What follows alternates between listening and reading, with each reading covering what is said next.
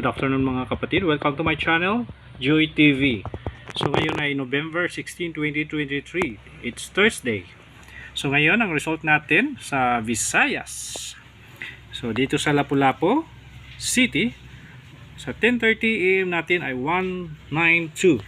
Congratulations sa mga nanalo, lalo na sa target. Dito naman tayo sa Mandawi City, 193. So magkapareho lang yung number halos.